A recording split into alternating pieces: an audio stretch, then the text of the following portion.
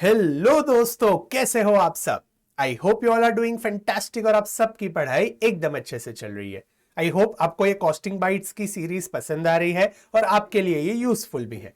चलिए, in this video let's discuss one of the very important chapter of your syllabus which is standard costing. अभी मैंने देखा है ये स्टैंडर्ड कॉस्टिंग के चैप्टर के लिए बहुत सारे स्टूडेंट्स बड़ी बड़ी फॉर्मूला शीट्स बनाते हैं और फॉर्मूलाज रिमेंबर करने की ट्राई करते हैं। पर सोचो, एक तो आपका सिलेबस कितना बड़ा है, उसमें से इसके इतने सारे फॉर्मूलाज अगर आप याद रखने बैठो तो कहीं ना कहीं मिस्टेक हो ही सकती है।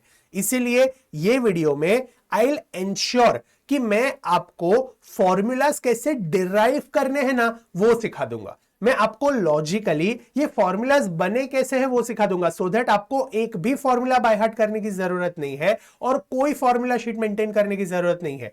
ट्रस्ट मी, अगर ये वीडियो आपने एंड तक देख लिया तो स्टैंडर्ड कॉस्टिंग आपका फेवरेट चैप्टर बन जाएगा और इसके कोई भी फॉर्मूलाज बिना याद रखे आप सारे स्टैंडर्ड कॉस्टिंग के क्वेश्चंस अच्छे से सॉल्व कर पाओगे। इसीलिए ये वीडियो ध्यान से देखना और एंड तक देखना। और अगर आपने वीडियो को अभी तक लाइक नहीं किया है then do hit the like button और अपने दोस्तों के साथ भी ये वीडियो को शेयर करना मत भूलना। चलिए लेट्स बिगिन। अभी सबसे पहले हम समझते हैं कि भाई स्टैंडर्ड कॉस्टिंग ये चैप्टर आया क्यों। तो हम कभी भी बिजनेस करते हैं तो बिजनेस के स्टार्ट में हम क्या करते हैं, एक बजट प्रिपेयर करते हैं। फिर पूरे साल हम परफॉर्मेंस करते हैं, हम प्रोडक्शन करते हैं, सेल्स करते हैं, मार्केटिंग करते हैं, प्रॉफिट कमाते हैं या फिर लॉस होता है, जो भी होता है पूरे साल में। At end of the year जब भी हम फाइनेंशियल स्टेटमेंट्स बनाते हैं तभी हमें क्या मिलता है, हमारा एक्चुअल परफॉर्मेंस। तो हम ने जो बजट बनाया था at start of the year और हमारा जो एक्चुअल परफॉर्मेंस हुआ है at end of the year, वो दोनों को जब भी हम कंपेयर करते हैं और जो भी डिफरेंसेस हमें मिलते हैं, जो भी वेरिएंसेस हमें मिलते हैं, उसे कैलकुलेट करना is nothing but standard costing. ये चैप्टर को हम वेरिएंस एनालिसिस भी कहते हैं। आई होप इट इज क्लियर। चलिए, अभी दूसरा क्वेश्चन आता है कि सर टोटल कितने टाइप के वेरिएंसेस है। तो ये दुनिया में टोटल 5 टाइप के वेरिएंसेस है। इससे ना तो ज्यादा वेरिएंस बनेंगे, इससे ना तो कम वेरिएंस बनेंगे। सर ऐसा क्यों 5 टाइप के वेरिएंसेस है। तो लेट्स अंडरस्टैंड, जब भी हम बिजनेस करते हैं तो हमारे बिजनेस करने का मेन मोटिव क्या है, प्रॉफिट कमाना है। समझ सेवा तो करनी नहीं है। और जब भी हमें प्रॉफिट कमाना है तो प्रॉफिट कमाने के लिए हम क्या करेंगे, हम सबसे पहले करेंगे सेल्स। हमें सेल्स करनी है सो दैट रेवेन्यू मिलेगा। इसीलिए जो एक फर्स्ट टाइप का वेरिएंस होता है वो है सेल्स वेरिएंस। अभी ये सेल्स वेरिएंस है वो सीए फाइनल में कवर्ड है, तो आपके इंटर में ये सेल्स वेरिएंस नहीं है। अभी सेल्स करने के लिए हमें क्या चाहिए, प्रोडक्ट चाहिए, प्रोडक्ट बेचना पड़ेगा। तो वो प्रोडक्ट बनाने के लिए हमें क्या करना पड़ेगा, हमें कुछ कॉस्ट इनकर करने पड़ेंगे।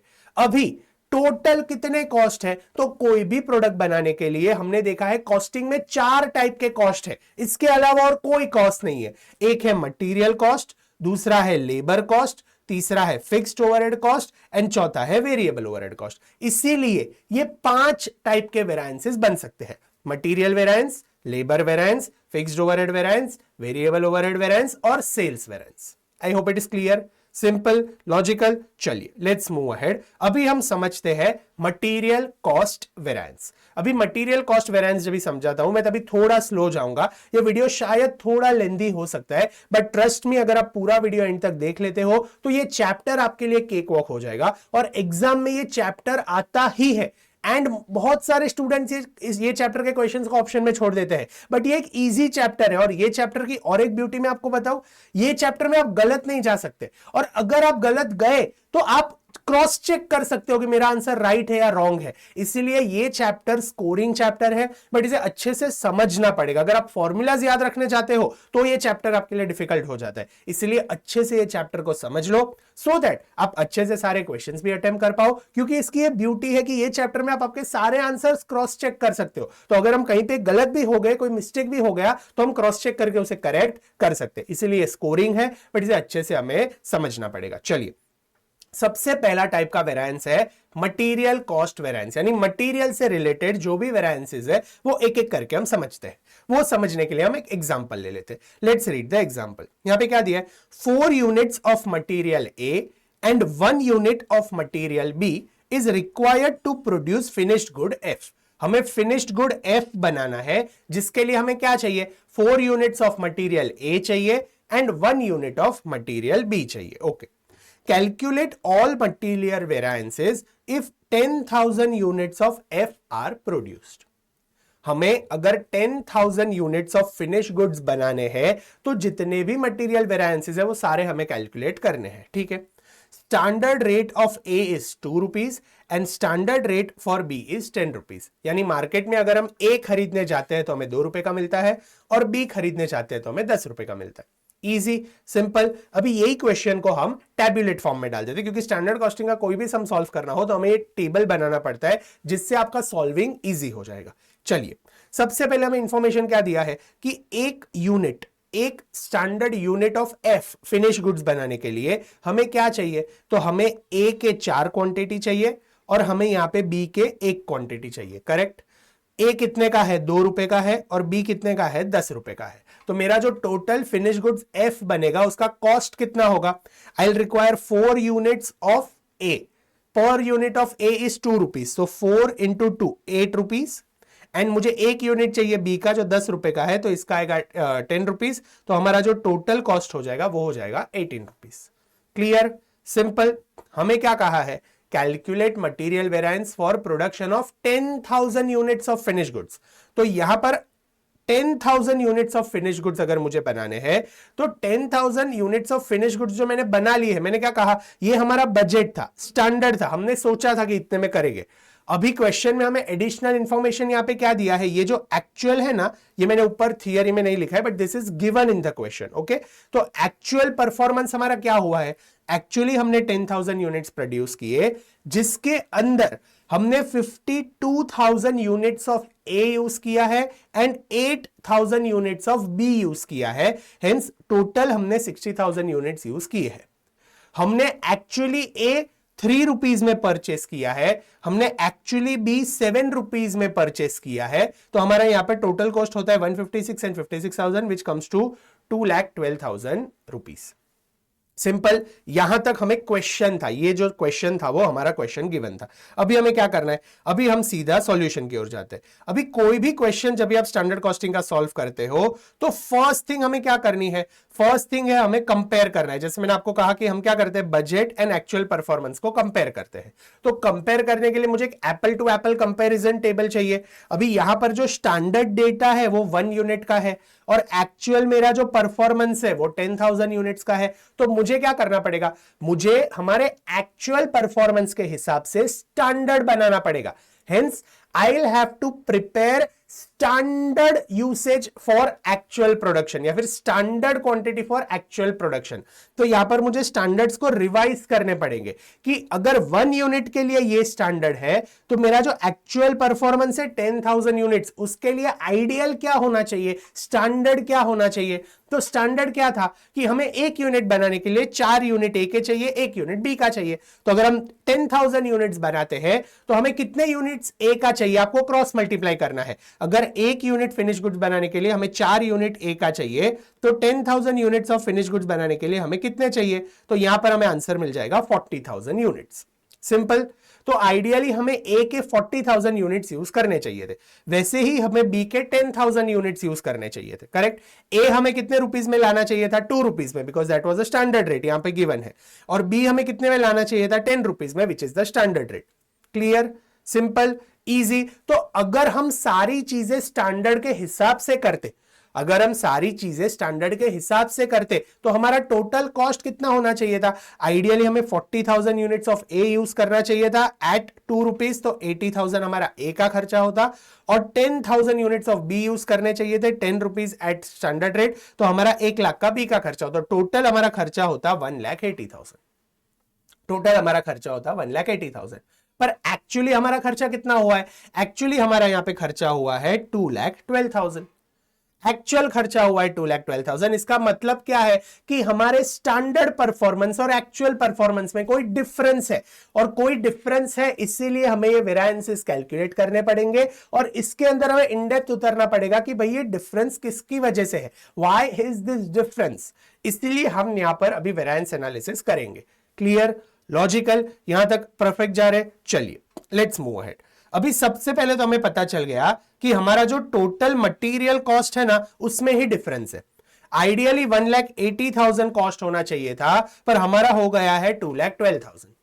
तो first formula of material variance is material cost variance. पहला वेरिएंस कौन सा है? Material cost variance. Material cost variance क्या है? It is difference of total cost. It is difference of total cost. Difference of total cost कितना है? Ideally 180 होना चाहिए था स्टैंडर्ड कॉस्ट, हमारा एक्चुअल कॉस्ट है 2,12,000, तो जो डिफरेंस आता है वो आता है 32,000। 32,000 के बाजू में मैंने लिखा है ए क्या है? फर्स्ट अल्फाबेट है इसीलिए, मुझे पसंद है इसीलिए नहीं। ए और एफ ये दो अल्फाबेट्स हम यूज करेंगे स्टैंडर्ड कॉस्टिंग में। ए का मतलब होता है एडवर्स एंड एफ का मतलब होता है फेवरेबल, यानी कुछ एडवर्स है, लॉस है, खराब है तो हम लिखेंगे ए। अगर कुछ फेवरेबल है, अच्छा है, पॉजिटिव है, प्रॉफिटेबल है तो हम लिखेंगे एफ। यहां पर आइडियली कॉस्ट कितना होना चाहिए था? 1,80,000, हुआ कितना है? 2,12,000, यानी हमने 32,000 से कॉस्ट ज्यादा इनकर किया है। और अगर हमने कॉस्ट ज्यादा इनकर किया है तो ये क्या हो जाएगा? It's a loss, it's a negative sign, इसीलिए हम क्या लिखेंगे? Adverse A. तो यहां पर हमारा जो मटीरियल कॉस्ट वेरिएंस आता है वो आता है 32,000 एडवर्स। सिंपल, यहां तक कोई रॉकेट साइंस नहीं था, मैंने आपको बेसिक क्वेश्चन समझाया है एंड हमने फर्स्ट वेरिएंस कैलकुलेट किया है। अभी हम लॉजिकली दूसरे वेरिएंसेस समझते हैं।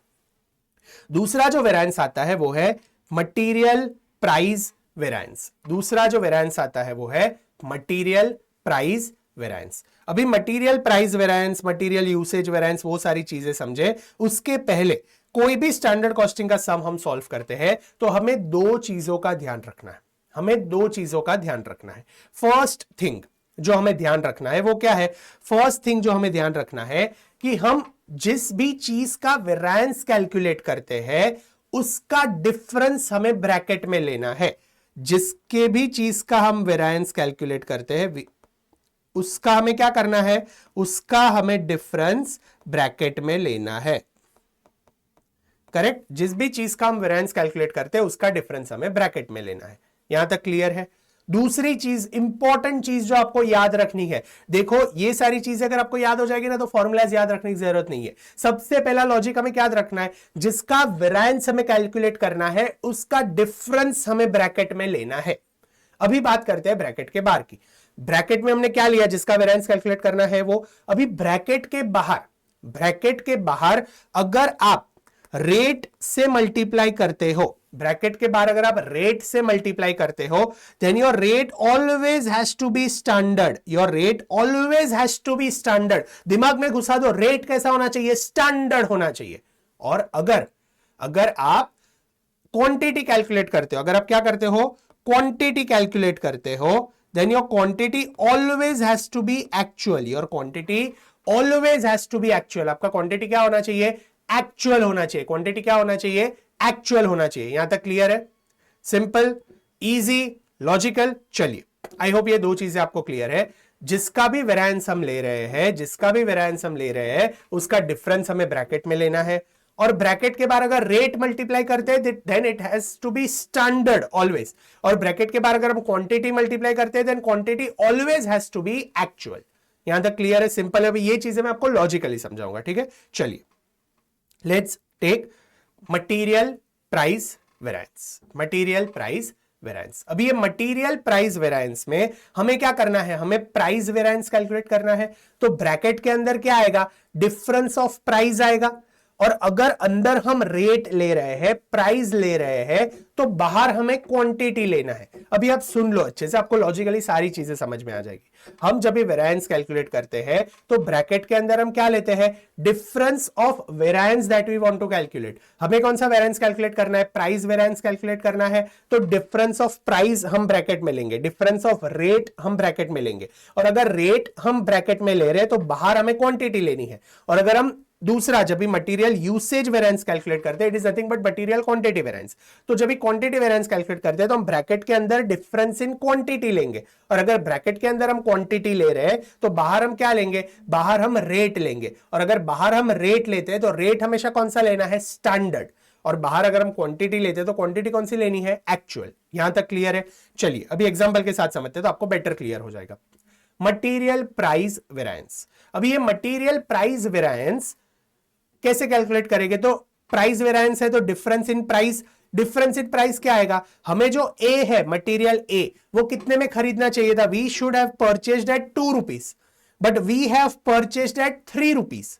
We should have purchased at 2 rupees, but we have purchased in 3 rupees. तो यहां पर प्राइस वेरिएंस कैसे कैलकुलेट करेंगे, डिफरेंस यानी 2 minus 3, difference in rate into बार, अगर अंदर रेट है तो बार हमें क्वांटिटी से मल्टीप्लाई करना है। क्वांटिटी हमेशा मैंने कहा क्या, एक्चुअल होनी चाहिए। तो ए की एक्चुअल क्वांटिटी हमने कितनी परचेस की है, 52,000, तो यहां पर हमें मल्टीप्लाई करना है 52,000। तो हमारा जो भी आंसर आता है, हमारा आंसर आता है 52,000 एडवर्स। तो ये हो गया ए का मटेरियल प्राइस वेरिएंस। वैसे ही बी का कैलकुलेट कर दो। बी आइडियली हमें 10 रुपीज में खरीदना चाहिए था, हमने खरीदा है 7 रुपीज में। तो यहां पर एडवांटेज हुआ है, देखो ए 2 रुपए का खरीदना चाहिए था, 3 रुपीज का खरीदा है, हेंस महंगा खरीदा है, hence the variance that we get is 52,000 adverse A. Whereas in case of B हमें 10 रुपीज में लेना चाहिए था बट हमने लिया है 7 रुपीज में, तो यहां पर क्या होगा, फेवरेबल वेरिएंस हो जाएगा, प्रॉफिटेबल वेरिएंस हो जाएगा। तो यहां पर आइडियली 10 में लेना चाहिए था, हमने 7 में लिया है, और हमारा जो एक्चुअल क्वांटिटी कितना है 8,000, तो इंटू 8,000, और ये जो हमारा वेरिएंस आएगा वो फेवरेबल आएगा, और हमारा जो ए का वेरिएंस है वो एडवर्स आएगा। Clear, simple, logical. Price variance निकालना है, डिफरेंस इन प्राइस ले लो, बार क्वांटिटी से मल्टीप्लाई करो, क्वांटिटी कौन सी होनी चाहिए, हमेशा एक्चुअल। अभी क्या करना है, कोई भी स्टैंडर्ड कॉस्टिंग आप सम सॉल्व करते हो तो आपको क्या करना है, आपको सबसे पहले आपको ये जो नंबर्स है ना वो लिख लेने हैं, जैसे 2 माइनस 3 इंटू 52,000 या फिर 10 माइनस 7 इंटू 8,000, और उसके ऊपर वो क्या है वो लिख दो, तो आपका फॉर्मूला डिराइव हो जाएगा। अब ये 2 क्या है, 2 is nothing but standard rate.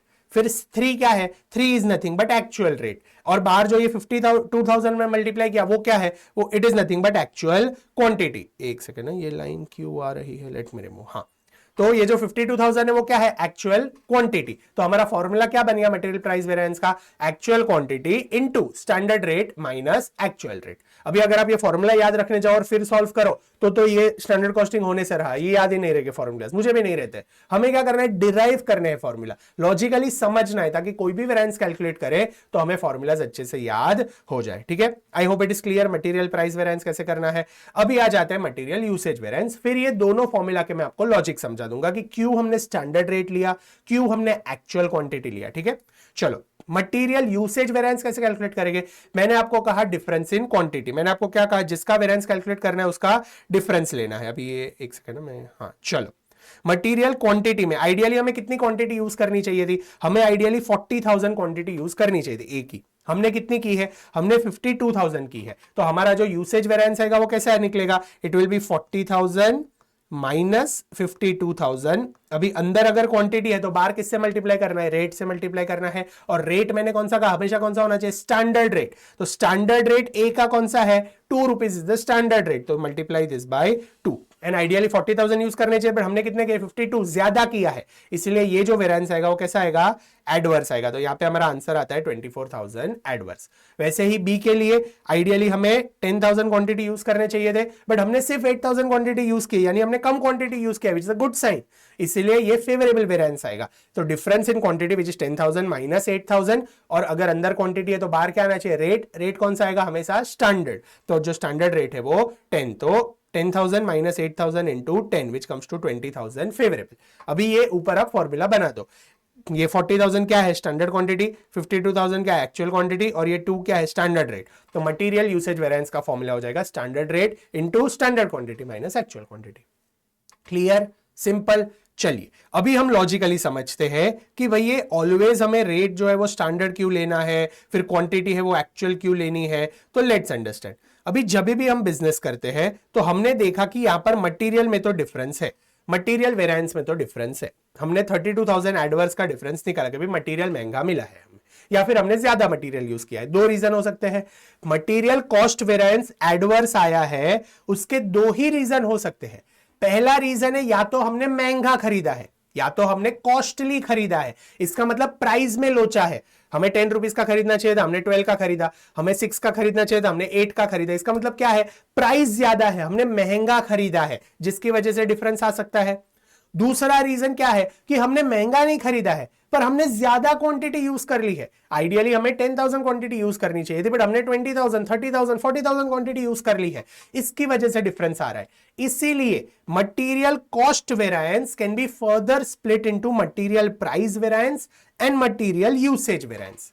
यहां तक समझा कि ये दो वेरिएंस हम क्यों कैलकुलेट करते हैं? क्योंकि जो कॉस्ट में डिफरेंस आ रहा है उसके दो ही रीजन हो सकते हैं, या तो हमने महंगा खरीदा है या तो हमने ज्यादा या कम यूज किया है, इसीलिए यूसेज में डिफरेंस है और प्राइस में डिफरेंस है। हेंस जब भी प्राइस और यूसेज ये दोनों डिफरेंस का हम टोटल मारेंगे तो हमें कॉस्ट वेरिएंस मिलेगा। जैसे यहां पर अगर आप देखो तो हमारा जो मटेरियल प्राइस वेरिएंस है वो कितना आ रहा था, ए का 52,000 एडवर्स एंड बी का 24,000 फेवरेबल, जिसको टोटल करते तो आता है 28,000 एडवर्स।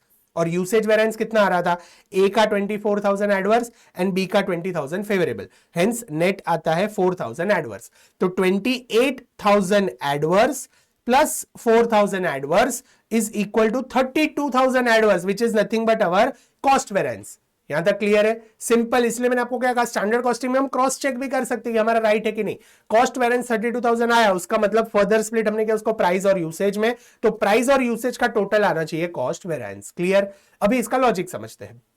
दो डिफरेंस हो सकते हैं, जैसे मैंने आपको कहा, या तो प्राइस में गलती है या तो क्वांटिटी में गलती है। अभी बिजनेस करते हैं तो बिजनेस में भी दो लोग होते हैं हमारे, एक होता है परचेस मैनेजर, दूसरा होता है प्रोडक्शन मैनेजर। एक होता है परचेस मैनेजर और दूसरा हमारा होता है प्रोडक्शन मैनेजर। अभी परचेस मैनेजर का क्या काम है? परचेस मैनेजर का एक ही काम है कि उसको जो स्टैंडर्ड रेट है ना उसमें उसे क्वांटिटी लेकर आनी है, उसे स्टैंडर्ड रेट में क्वांटिटी लेने आनी है। अगर रेट में वो कुछ भी यहां वहां करता है तो उसे पेनलाइज करेंगे हम।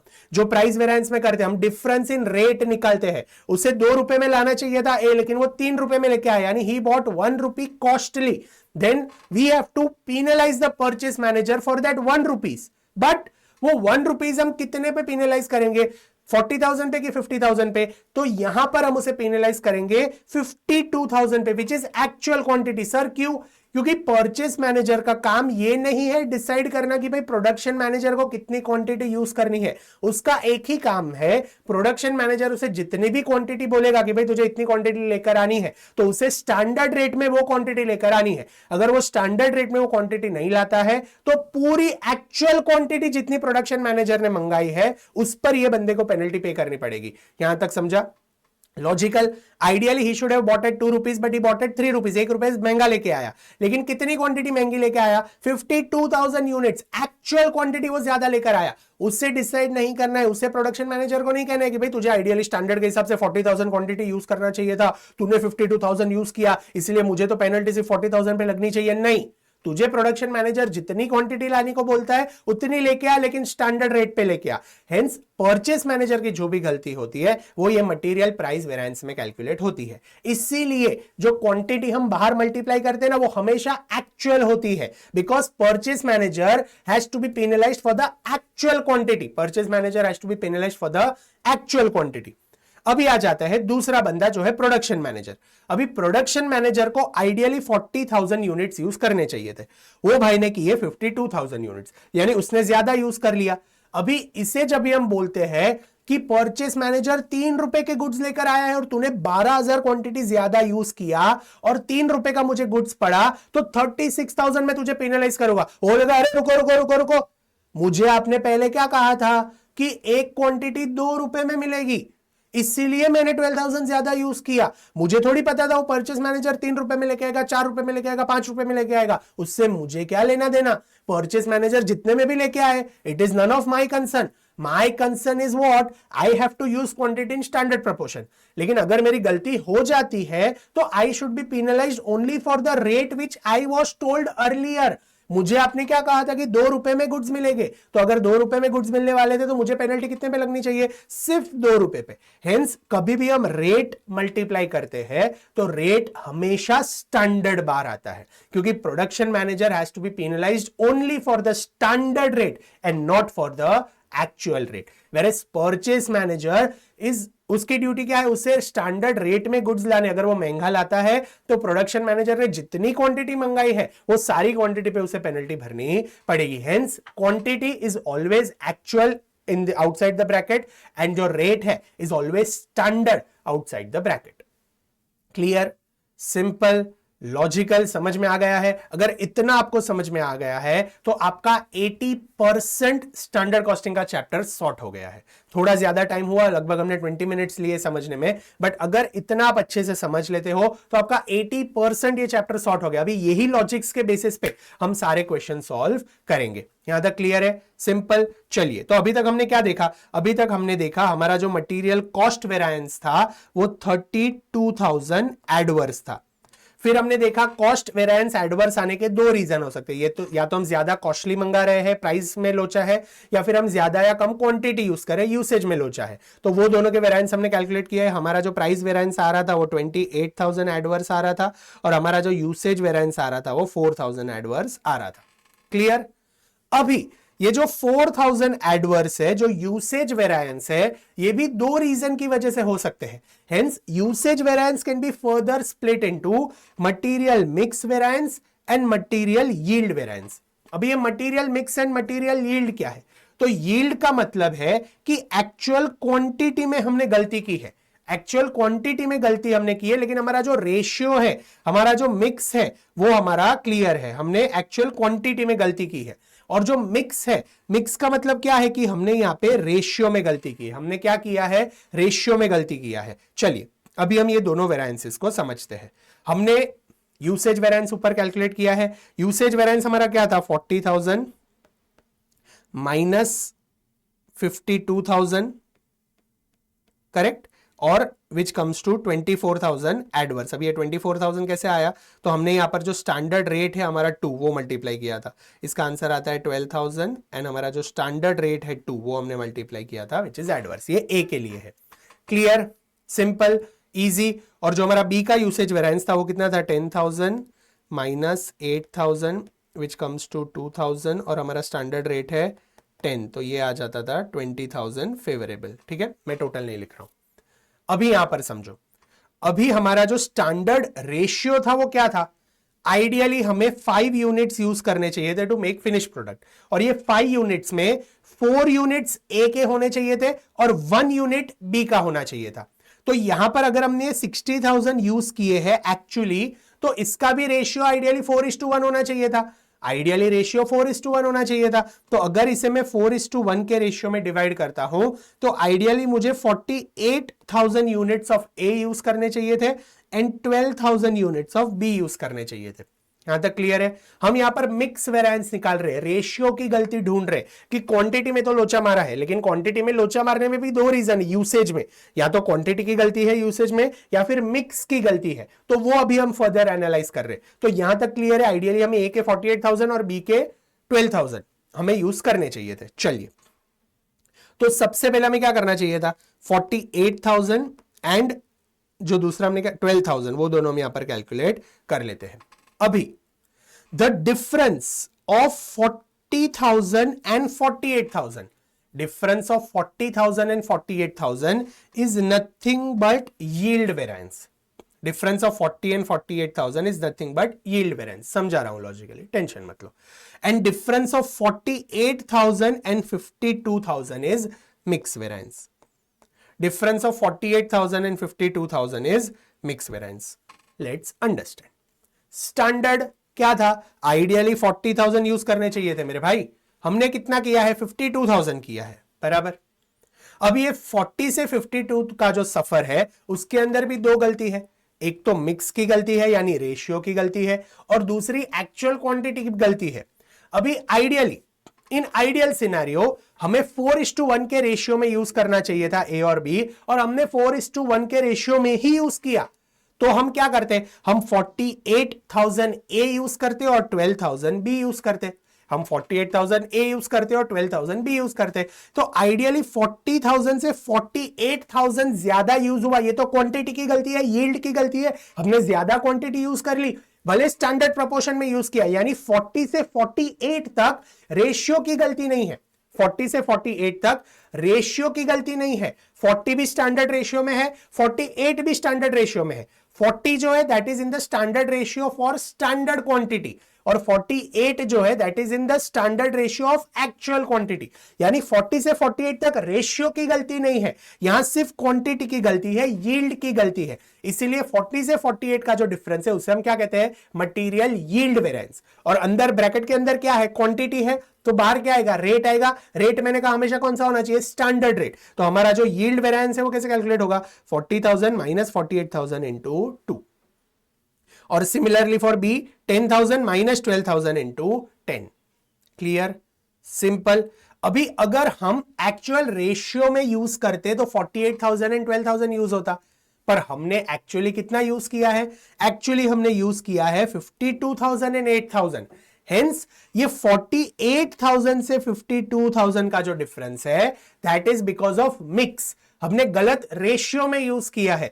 48,000 तक यूज करते तो रेशियो की कोई गलती नहीं होती, सिर्फ ज्यादा क्वांटिटी यूज हो गई है। लेकिन एक तो ज्यादा क्वांटिटी भी यूज हुई है और रेशियो में भी गलती हुई है। तो 48,000 से 52,000 की जो गलती है वो क्या है, रेशियो की गलती है। वो क्या है, रेशियो की गलती है। हेंस ये जो डिफरेंस आएगा it is nothing but mix variance. 48,000 से 52,000 की जो गलती है it is mix variance which comes to, और जो बार हम रेट मल्टीप्लाई करेंगे वो स्टैंडर्ड है। हेंस यहां पर हमारा मटेरियल मिक्स वेरिएंस कैसे कैलकुलेट होगा, 48,000 माइनस 52,000 इंटू 2, और बी के लिए 12,000 माइनस 8,000 इंटू 10। अभी ये adverse and favourable I hope आपको समझ में आ गया है। यहां पर हमें आइडियली 12,000 यूज करने चाहिए थे बट हमने सिर्फ 8,000 यूज किए। Hence it is a favourable variance and rate हमेशा बार स्टैंडर्ड रहेगा 10, तो यहां पर हमारा वेरिएंस आता है 40,000 फेवरेबल। क्लियर, लॉजिकली समझ में आया। अभी हम समझते हैं फॉर्मूला डिराइव कैसे हुआ। अभी हम देखते हैं फॉर्मूला डिराइव कैसे हुआ। तो अगर हम यील्ड वेरिएंस देखें, यील्ड वेरिएंस, तो यील्ड वेरिएंस में रेशियो की गलती नहीं है। हमने जो क्वांटिटी यूज की है वो स्टैंडर्ड रेशियो में ही यूज किए हैं। हेंस मेरा रेशियो चेंज नहीं हो रहा है, मेरा जो रेशियो है वो स्टैंडर्ड रेशियो ही रहा है। स्टैंडर्ड रेशियो रहा है for standard quantity and actual quantity. मेरा जो रेशियो रहा है वो स्टैंडर्ड रेशियो ही रहा है for standard quantity and actual quantity. इसीलिए जो फॉर्मूला है वो कैसा है, ये 40,000 क्या है, 40,000 is nothing but standard quantity in standard ratio. Standard quantity, ideally मेरी स्टैंडर्ड क्वांटिटी कितनी होनी चाहिए, 10,000 यूनिट्स के लिए 50,000 यूनिट्स। तो वो जो मेरी स्टैंडर्ड क्वांटिटी है वो अगर मैं स्टैंडर्ड रेशियो में यूज करता तो 40,000 आंसर आता। इसीलिए standard quantity in standard proportion minus actual quantity in standard proportion. Actual quantity मेरी 60,000 थी, उससे मैं अगर स्टैंडर्ड प्रोपोर्शन में यूज करता तो 48,000 यूज करना चाहिए था। हेंस ये 48,000 क्या है, actual quantity in standard proportion. और बार अगर अंदर क्वांटिटी है तो बार हमें रेट से मल्टीप्लाई करना है, रेट हमेशा कौन सा होगा, स्टैंडर्ड। तो यहां पर हमारा रेट आएगा स्टैंडर्ड। अभी सोचो अगर आप ये फॉर्मूला सब बाय हार्ट करने जाओ, standard quantity in standard proportion minus actual quantity in standard proportion into standard rate, क्या याद रहेगा। उससे अच्छा लॉजिकली समझ लो कि 40,000 से 48,000 तक जो हमारा डिफरेंस है दैट इज यील्ड वेरिएंस। तो लिख लो 40 माइनस 48 इंटू 2, और फिर वो 40,000 क्या है उसे ऊपर आप फॉर्मूला में लिख दो। इसे फॉर्मूला याद नहीं करना है, पहले नंबर्स लिखने हैं और फिर ऊपर फॉर्मूला डिराइव करके लिखना है। Clear, simple. तो यहां रेशियो की गलती नहीं है, यहां जो गलती है वो किसकी है, देखो क्वांटिटी की है। स्टैंडर्ड क्वांटिटी और एक्चुअल क्वांटिटी, स्टैंडर्ड क्वांटिटी और एक्चुअल क्वांटिटी, क्वांटिटी में डिफरेंस है, इसीलिए इसे हम यील्ड वेरिएंस कहते हैं। वैसे अगर मिक्स की बात करें तो मिक्स में क्या है, मिक्स के अंदर रेशियो की गलती है, इसमें क्वांटिटी की गलती नहीं है। इसमें जो क्वांटिटी है वो क्या है, वो एक्चुअल क्वांटिटी ही है, एक्चुअल क्वांटिटी है। लेकिन एक्चुअल क्वांटिटी अगर हम स्टैंडर्ड रेशियो में यूज करते हैं, एक्चुअल क्वांटिटी अगर हम स्टैंडर्ड रेशियो में यूज करते और एक्चुअल रेशियो में यूज करते तो क्या गलती होती, वो हम यहां पर एक सेकंड में ये ऊपर लिख देता हूं तो आपको,